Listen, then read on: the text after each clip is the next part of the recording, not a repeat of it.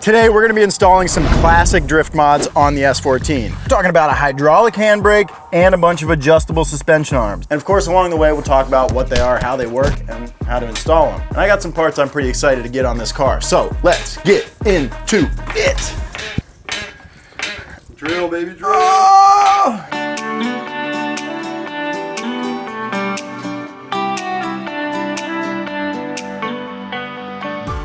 Okay, for our hydraulic e-brake, we have this entire kit from GK Tech. From the brackets, to the calipers, to the lines, I've got everything here. So the first thing we're gonna do is take out the center console, and I know what you might be thinking. Hey, what the heck? You got an e-brake right there, why don't you just use that, dummy? The difference is that a hydraulic e-brake will lock up the rear tires a little bit quicker, a little more rapidly, a little more consistently, and you'll have better feel. The stock e-brake is fine as long as it's well adjusted, but it's cable driven, which doesn't have the bite that a caliper has on the rotor.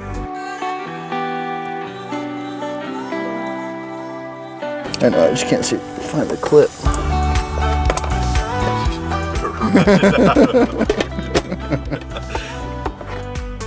Just yanks the buttons out through the console.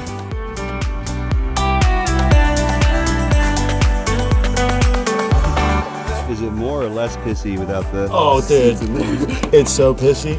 Especially when it gets warm, it smells so bad. I'm so excited, obviously, to put on these cool parts, but I'm equally excited to get this old pissy carpet out of here. I mean, I am glad to have provided a habitat for a family of cats, you know? Some cats like had their whole childhoods in here, and that's cool. They were getting in and out from the shifter hole. Some of my coworkers were putting food in here for them.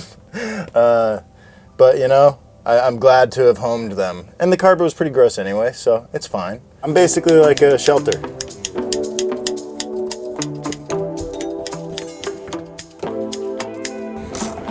Whoa, dude, and practical visual effects too? ambiance? Dude, we're not even gonna need to edit soon. Does the new carpet have like all the existing holes and stuff? I have no idea. Haven't taken it out of the box yet. So we will take it out of the box and look at it and think about that before we start installing stuff that we're just gonna have to take back out. Like, you know, if we run the lines through here. So yeah, we're gonna think about it. We're gonna take it out of the box. Wouldn't be a terrible idea to take it out now, give it a little sun, you know? What if it smells like piss?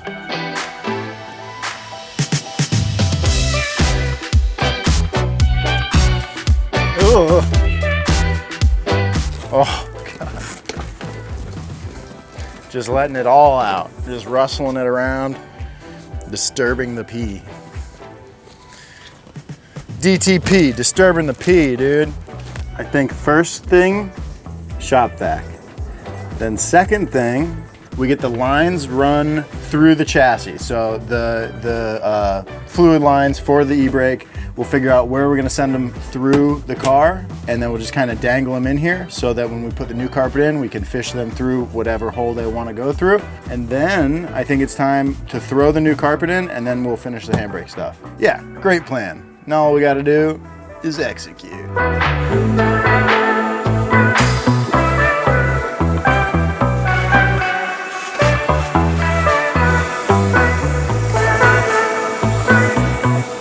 I hope they sent the bright orange carpet I ordered. Not a single hole in it. This isn't sponsored, I paid for this carpet, but it's pretty cool that places like Auto Custom Carpets make new carpets for these old cars. Lets you refresh them in a way that is otherwise kind of difficult. So it's cool that they make this carpet. Okay, so I'm gonna jack up the car and take a look underneath because I'm gonna need to make a hole for our new line to go through. So I wanna make sure I'm not about to make a hole into something that shouldn't have a hole in it. And once we're sure where we can make the hole, stick the line through, and then back to the carpet. You know, there was a time that we were loading this up onto the trailer without the race ramps, and I said, make sure I don't hit in the middle underneath. And it looks like a hit in the middle underneath. Like pretty bad. Oh. Definitely don't want to drill into this. This is our plastic gas tank. These are super cool. I've already had to replace that once. All right, listen, I think I'm gonna add another bird to this one stone situation. So the car, the engine, doesn't leak anything, which is great because I put all that together. But I do have one leak that I meant to take care of, but I lost the seal. So I've since reordered one, and it's the transmission output seal here. So to install that, I have to take out the drive shaft, and coincidentally, it looks like my install of the handbrake will be a little bit easier with the drive shaft out, because I can basically just run the line down and follow the factory handbrake cable, which runs right above the drive shaft. So I think I'm gonna take the drive shaft out, these 4 bolts, that'll allow me to replace that seal and make the handbrake easier to install. So win, win, win, win, win, win. I'll kill 100 birds with 1 stone, and I don't even care. Yeah. Whoa. Yeah.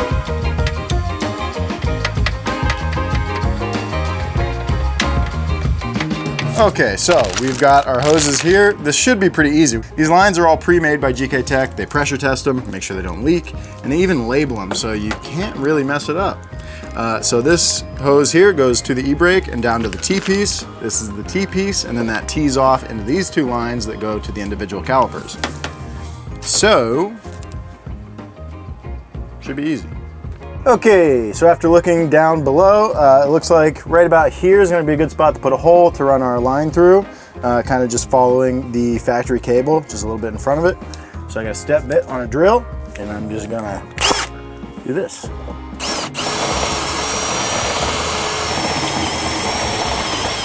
Okay, that's probably big enough. We'll throw a grommet in there so that the metal doesn't cut the hose, and that's it. We made a hole. Whee! Lovely. Holy crap. That's just an old radiator mount bushing. I didn't have any grommets. Okay, so that'll go somewhere like that. All right, so we're gonna cut some holes in this carpet. I do have to split the front here, which I was trying to avoid, but to avoid that, I have to take out the whole dash and all of its framing, which we're not doing. So I'm gonna split this here, then make a hole for a support that's under the dash. Then we'll make a shifter hole, and then a hole for the factory e-brake. And then I think this is ready to go in. So,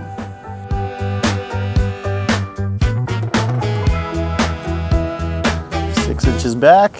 This is the start of the shifter hole. Shifter goes here. If you're replacing your carpet like me, it's a good idea to keep your old carpet around no matter how bad it smells, just to use it as a template for cutting holes in your new carpet. Oh, this has been a long time coming. Oh yeah. This isn't the coolest thing to do, but I'm very excited to have fresh, non-urinated on carpet.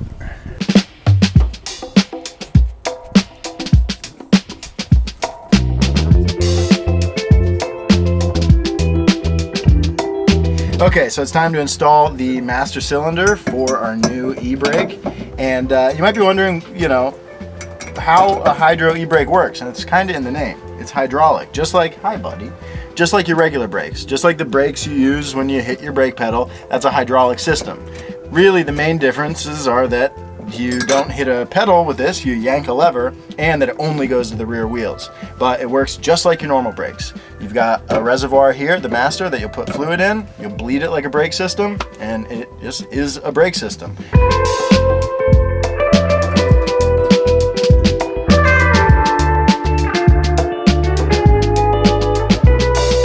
Okay, master and lever are installed, and they do technically fit, but we're kind of touching the wiper stock here, and it is really close to the steering wheel. So I will eventually put it over here for a little bit more room, but that's fine for now. It will work, so let's move on. Finish running those lines.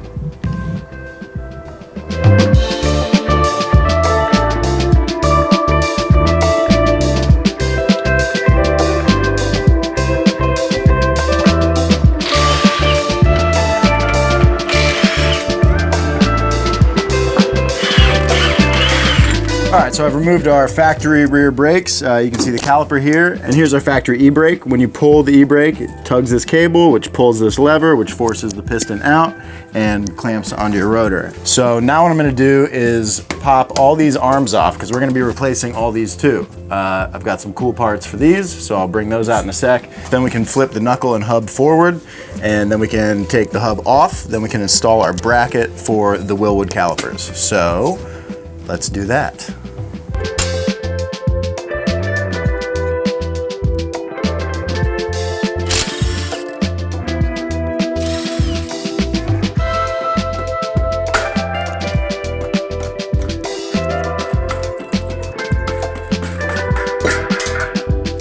Okay, now we've got things pretty well taken apart.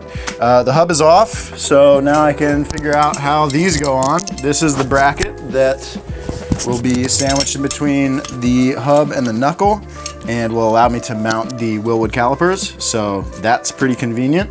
Now what this is gonna do is space the hub out a little bit, so that means it's gonna pull on my axle a little bit more, only by, you know, the thickness of this plate, but it's not nothing. So we are gonna add axle spacers to the back of this so that we basically make up for that change in, you know, pull on the axles. That's just gonna keep them really well seated in the differential and make sure nothing comes apart. So let's figure out which way these brackets go on, put them on, and then it's time to think about these arms. I'm sweating.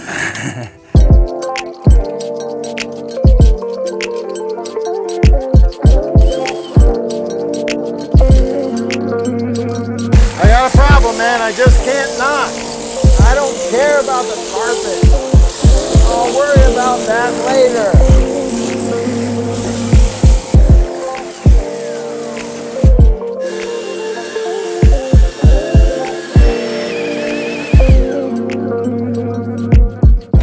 A unibrow.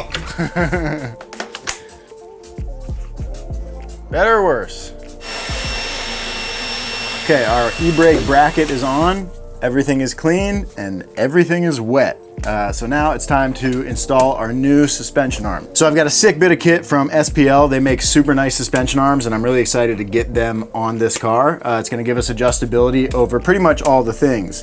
We're gonna be replacing the traction arm, the camber arm, and the tow arm, so that we have full adjustability over our rear alignment. So I'm gonna go one by one, take out the stock piece, match the length of the new SPL arm, and then pop it in. And that'll basically keep my alignment in the same ballpark that it was in until I can actually get to an alignment shop. I'm not gonna be doing any more garage alignments, I don't think. Oh, I'm just spinning it on the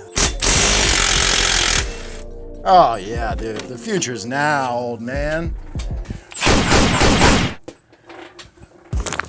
Old traction rod meet new traction rod. All right, so these new arms are super adjustable and it's really easy to adjust them. You just loosen these locking collars and then spin the turnbuckle guy in the middle, and depending on which way you spin it, it'll either make it shorter or longer.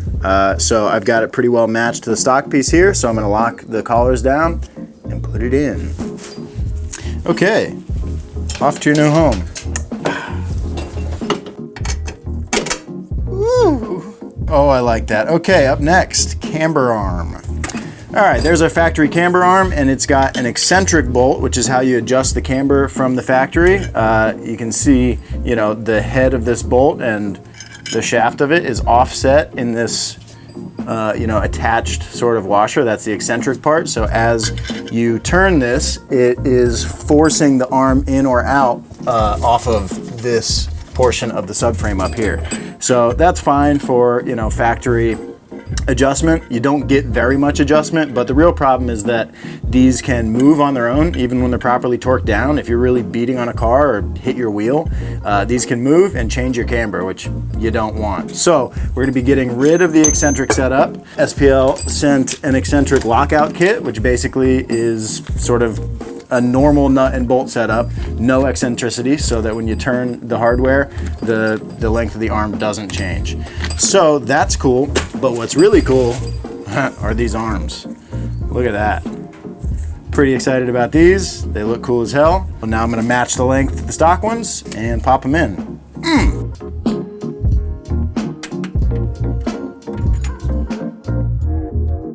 All right, last but not least, the tow arm. This controls the toe of the rear arm. It hangs out the back here and grabs onto the knuckle out here. So by adjusting this, you can adjust your rear toe.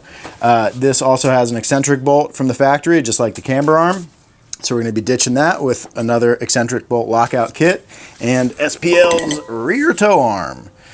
More of the same, real nice part, should install real easy. So I'm just gonna match up the length, throw it in there. And then all our arms are in, so then we can throw the knuckle back up, so then we can put some brakes on this thing.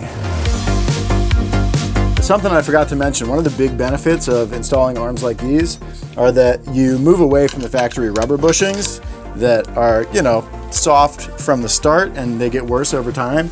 And you move to these Heim joints, which are basically a direct metal connection. So they're very stiff, they're very crisp, and they're gonna make this thing feel a lot tighter and a lot more responsive. So excited about that, and I'm real excited to get this done. So the arms are in, now we can throw the axle back into the hub with our axle spacer, then put the hub back up and attach it to all these arms.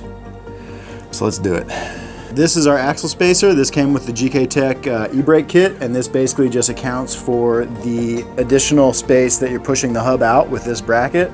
This goes in between the axle and the backside of the wheel bearing to basically push the axle back in towards the diff, just to make sure it's not stretched. It's super easy to install once you get this all taken apart. You literally just drop it in there and then put everything back together as you normally would. So now it's time to stick the axle back through, throw the nut on, and then we're really off to the races.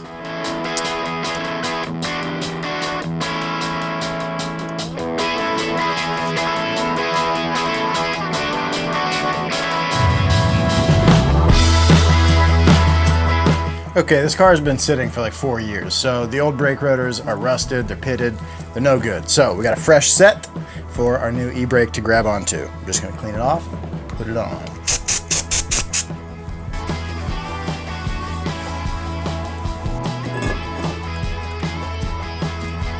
Now we'll put our caliper carrier back in.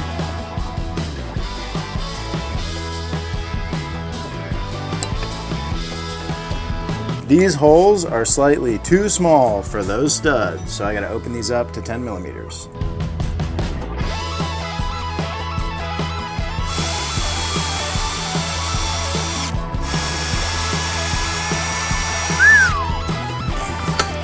Okay. With that minor modification, this will go on now, I swear. I promise.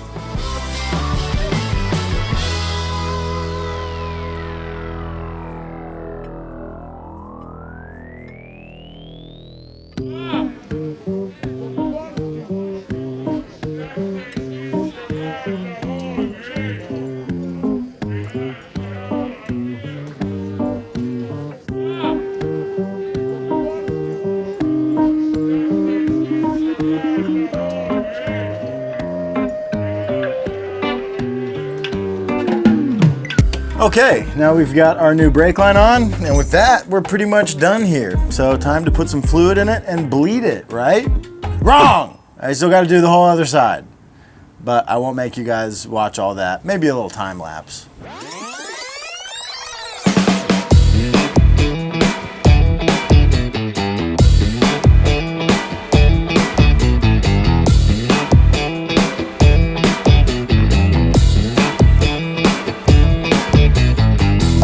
All right, we're fresh out of bubbles, so that means our bench bleed is done. So we can take that loop out, not spill a drop, connect our lines, and then send fluid actually back to the new calipers. You know what I'm talking about.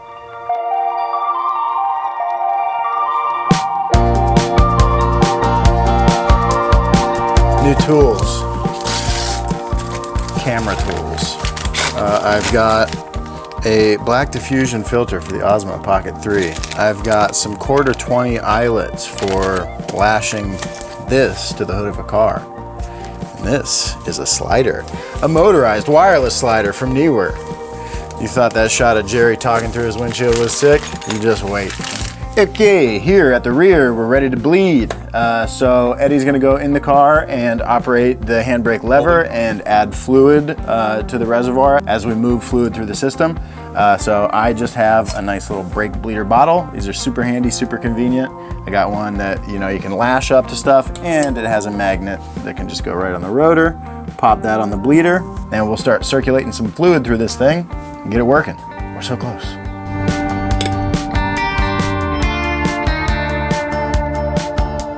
Oh yeah. Oh yeah. That's money, honey. Feels great. That's gonna lock us up nice and good. Okay, well, the hydro system is bled and it feels great, which is very exciting, but we're not done. We gotta bleed the regular brakes. So we're gonna do that, try to push a lot of old fluid through them. We're not gonna worry about the fronts right now. I do have some stuff for the front. but that's for another day. All right, we now have a working hydraulic handbrake and a working set of regular brakes and a bunch of cool suspension arms. But I got a couple other little treats. Real easy stuff. The most fun kind of stuff.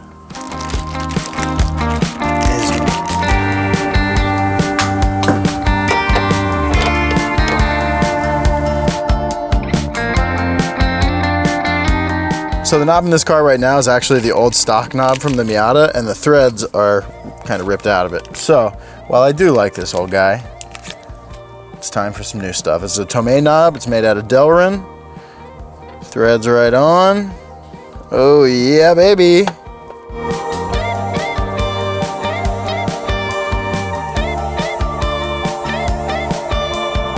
It's the little things, and it's the big things too. You gotta have it all.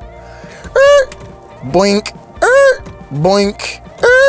Is that what it sounds like when you shift? Okay, well, I gotta put the rear of this car back together, but boy, it's looking really nice in here. New carpet, no more pea smell, a new shift knob, a new oil cap, and by golly, a bunch of new suspension arms and a new hydro e-brake. Oh, this thing is so close to being an absolute ripper. I can't wait. I got some more stuff I gotta do at the front. We need to address the front brakes. And I think we're gonna need a little more angle out of this thing. So we'll tackle that on the next one. Thank you guys so much for watching. Thank you for being here. Thank you for enjoying watching me finally put this car together. It means a lot to me. So like this video, subscribe to the channel if you haven't already, and leave us a comment down below. Tell us what you wanna see us do next. See you next time. Bye!